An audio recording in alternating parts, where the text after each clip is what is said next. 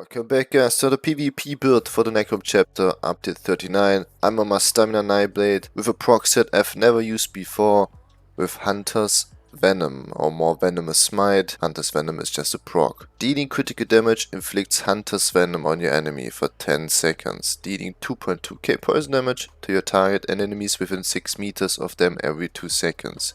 That's even a small AoE. This effect can occur once every 15 seconds and scales of the high of your weapon spell damage. Hunter's Venom hits like crazy guys. It hits around 1.5 to 2.5k per tick. It's insane. Perfectly made for every Nightblade build.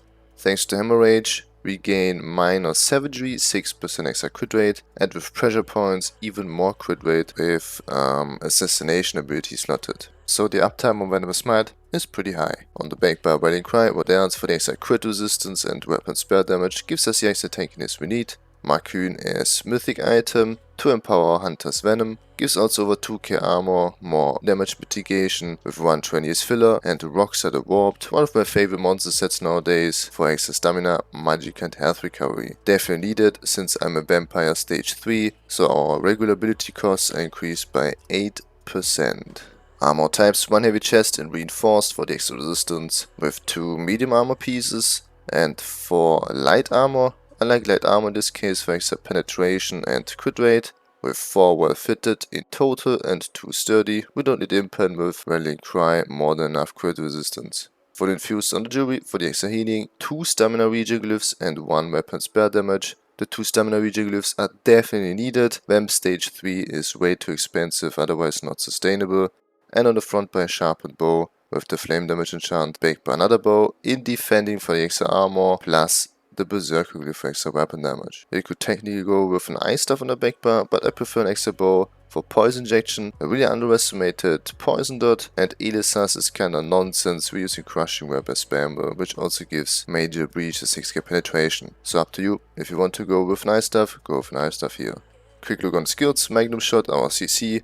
Knocks the enemy back by 8 meters, really hard to counter this one. The CC animation is really long, super annoying to play against. Then concede weapon, just slotted for minor expedition, 15% extra movement speed. Major berserk now with 10% extra flat damage. It's not a unique buff anymore, but doesn't matter for PvP to be honest. Crushing weapon is sparable for major breach, 6k penetration. Needs also a good amount of physical damage, means we even have the chance to apply the minor breach with the standard status effect for another 3k penetration on top. Mercer's Resolve, still the Magicka morph, deals more damage than the stamina one. By the way, they changed Mercer's, it's a toggle now, you don't need to recast it or buff it anymore. Saves us, the extra Magicka helps us for sustain. Then Shadow Disguise, they changed this skill. Y slotted on either bar, you gain major profits and savagery now, 12% extra crit rate. So even on the back bar, if it's slotted on the front bar, really nice, we don't need to slot Karma Hunter. Toxic Barrage as aggressive ultimate, deals insane amount of poison damage. Back bar poison injection for an extra dot.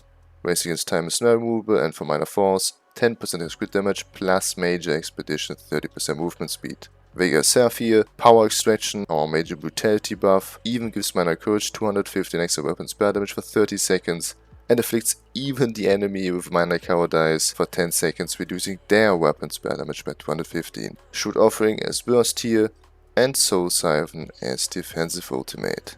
Alternative to Soul Siphon as defensive ultimate, Barrier is possible, or Temporal Guard for minor protection, or even the Vampire ultimate, but in my opinion way too expensive.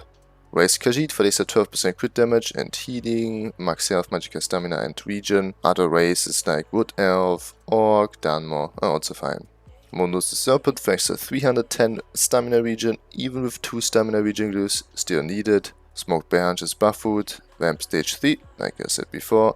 You know it, mainly because of this passive here, Undeath, reduce your damage taken by up to 30% based on your missing health. But also with Strike from the Shadows, we gain another 300 extra weapon spell damage, easy proccable with Shadow Disguise. When you have Sneak, Invisibility or Misform, your weapon spell damage is increased by 300 for 6 seconds. Really nice. Attribute points, 20 points in health and 45 stamina. Like this I'm at around 31k HP on the front bar and back bar around 30k HP. Potions, the normal twice of potions, and CPs, Daddy Aim, Master Dumps, Ironclad with rebuff, Sustained by Suffering, Celebrity, Pains Refuge and Slippery, nothing special here. Combination, pre-buff yourself with Race Against Time and Power Extraction, Poison Injection, Shadow Disguise, Crushing Weapon, Magnum Shot into Toxic Barrage.